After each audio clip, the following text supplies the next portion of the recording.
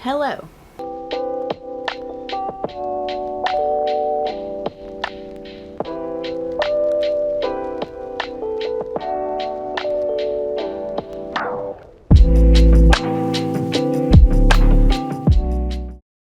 Welcome to my channel.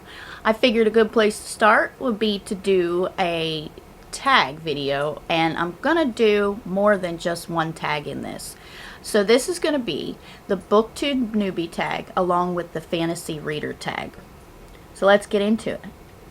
So I'm gonna start off with the Booktube Newbie Tag, and then I'll answer the Fantasy Reader Tags. Now, the Booktube Newbie Tag was originally created by Brenda C, and I believe the video has now been unlisted. By the way, if you happen to hear any background noise, it's my air conditioning, and I'm sorry. I live in Alabama. I'm in the upstairs library, and there ain't no way that I'm gonna do this with no AC.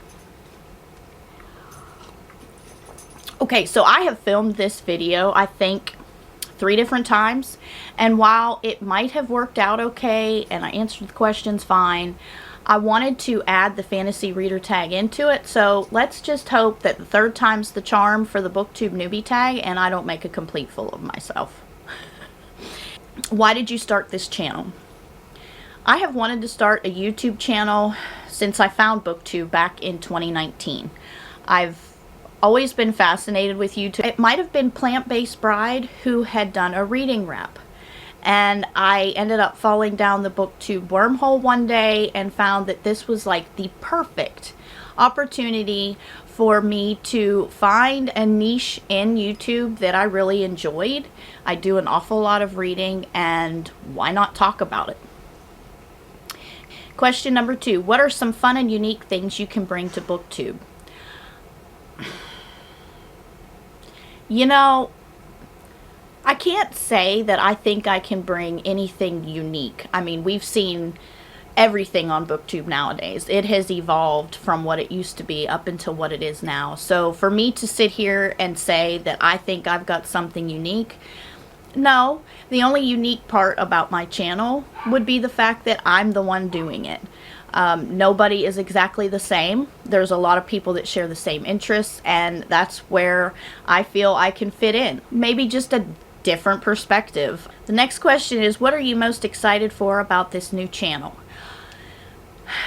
In saying that I started this because of how much I enjoyed Booktube and how much I enjoy reading, I don't have anybody in my personal life, friends or family, that are true readers, at least in the capacity that I am and many of you on Booktube are. So this is a place where I can come, share my thoughts about books, and connect with other people that share my same interests, that might be of the same age as me. Finding a community of people in my age range that like to read the same books as I do, that I can connect with, that is what I'm most excited for about this channel, is to create a community of like-minded people. Next question is, why do you love reading? I grew up in a very strict home. We were extremely religious. I never had a TV growing up. So reading obviously was a good escape for me and something that I found to pass the time. But in my older years, I find that the same reason why I love reading today is really the same as it was back then. It's an escapism. It is relaxing to me. I love the idea of being able to open up the pages and fall into a world that is so far removed from our own. The next question is, what book or series got you into reading? The first book that really had an impact on me as far as my reading tastes was actually an audiobook when I was about 10, 11 years old, and that book is, or story is, The Hobbit by J.R.R. Tolkien. I absolutely fell in love with the idea of a fantasy world. The next question is, what question would you ask your favorite YouTubers? Well, first of all, how do you get comfortable? Like, how long does it take for you to get comfortable talking to yourself in a room staring at a camera? And for that matter, I don't even want to think about the editing process. Like, I have to listen to myself and look at myself for hours on end while I edit. And to me, that awkwardness, I'll be so glad when I am past that point of not being awkward in front of a camera anymore. Seriously, how long did it take you? Are you still nervous in front of a camera? The next question is, what challenges do you think starting a Booktube channel will be the hardest to overcome? Time. Aside from reading, which I make time for in my life, I am a married mother of 2. I have a 6-year-old and a 4-year-old. So naturally, I am extremely busy with school, extracurricular activities, being a mom, taking care of the house, cooking the meals. And on top of all of that, I am currently studying dual degrees for business and accounting. So my extra time is very limited, in all honesty, typically at night. And I am scared to death to attempt to video or film anything at night with lights. My biggest challenge, I know, is going to be finding the time and making myself take the time to create the content. Alright, the next question, when did you start reading? As I mentioned before, I started reading at a very young age. Grandmother taught me to read before I even went into kindergarten. Fully started reading until I was about 9 or 10. My grandmother bought me a book set of Anne of Green Gables, and I fell in love with that story. I really enjoyed that series. And then not too long after that is when The Hobbit was an audiobook that I listened to, and that solidified my love for fantasy. Where do you read? Anywhere and everywhere, really. But no, more often than not, my reading is done in the evenings, so a lot of times I will read in my bed. Next question is, what kind of books do you like to read? And I've already kind of mentioned it, but I typically read fantasy. I have read a lot of YA fantasy in the last couple years, but this year one of my goals has been to read more adult fantasy, and I've read a few, and I'm still kind of feeling out what kind of adult fantasy books that I like. In addition to reading to fantasy, I have found myself picking up a true crime novel. Now there is a bonus question here, and it's, what does your book collection look like? My collection consists of 300 plus physical books. I have, I don't know, 60 to 70 audiobooks, and probably just about that many more ebooks. Alright, so that's it for the Booktube Newbie Tag. On to the Get to Know the Fantasy Reader Tag. So the first question, and this one I don't remember who created this originally. I'll link it below. The first question is, what is your fantasy origin story? Or in other words, what is the first fantasy you read? And again, that would be The Hobbit by J.R.R. Tolkien. If you could be the hero or heroine, heroine? Oh Lord. If you could be the hero in a fantasy novel, who would be the author, and what's one trope you would insist in the story? You know, I'm probably going to get some flack for this from adult readers, but I have got to go with the author would definitely be Lynette Noni. I love the way she writes her characters. They are flawed.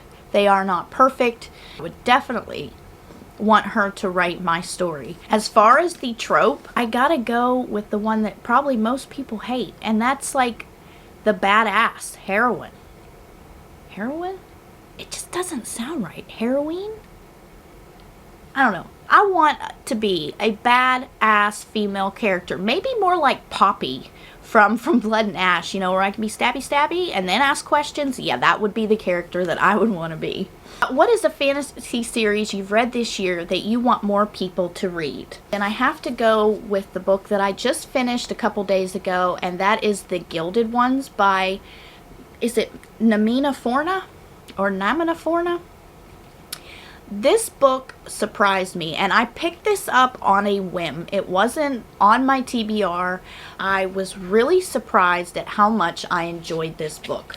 We follow Decca, and she is 16 years old, and she lives in the village of Earfoot. And each year, I believe it's when you turn 16, You go through a ritual where they bleed you, and if you bleed red blood, you are considered to be pure. If your blood flows gold, you are considered to be impure, and then the girls just go away and you never see them again. So on her day of her ritual, the ceremony is interrupted by these creatures called the Death Shrieks, and she is able to, tells them to leave. They follow her command. During all of this, however, she does end up bleeding gold, so therefore she is considered unpure. I think that's all I'm going to tell you because I don't want to ruin it, but I loved this book. Next one is, what is your favorite fantasy subgenre? I am going to be your typical female, and I will tell you that I love to read romantasy. So fantasy story, fantasy romance stories. What subgenre have you not read much from? Out of all the different subgenres I have read, the only one I can really think of off the top of my head would be like a horror fantasy. Horror really just isn't my thing. Blood and gore doesn't bother me. I just don't really find interest in the horror aspect of things. Alright, next question. Who is one of your auto-buy fantasy authors? And I know, everybody's going to be rolling their eyes, but I can't help it. Sarah J. Maas. If you ever want to read a fantasy book just for the pure pleasure of fantasy, I highly recommend her books, although I think most of us have read a Sarah J. Maas book at one time in our life or another. I'm not going to sit here and say that these are the best written books or that they have the most intricate plots or they're nothing special other than I enjoy reading them. I fly through her books. I love her plot lines. I love the romance that she does include in her fantasy novels. Just truly, truly enjoy reading anything that Sarah J. Maas writes. How do you typically find your fantasy recommendations? I do spend a lot of time on Instagram, but I have to say that I still think that Booktube is where I get a lot of my recommendations. Yeah, Liv's Library. I love her recommendations, especially her fantasy ones. Yes, Booktube definitely has to be where I get the most recommendations, with Instagram being a close second. Next question, what is an upcoming fantasy release you're excited for? I gotta say, I think I've already talked about it, but the Prison Healer books by Lynette Noni. She has the third and final book in her trilogy coming out in June. That is one of my highest anticipated YA releases. My top anticipated release of the year was indeed the second book in the Bloodsworn trilogy by John Gwynne, which I already showed you. Yes, those two would be my top books of the year that I'm excited for. What is one misconception about fantasy you would like to lay to rest?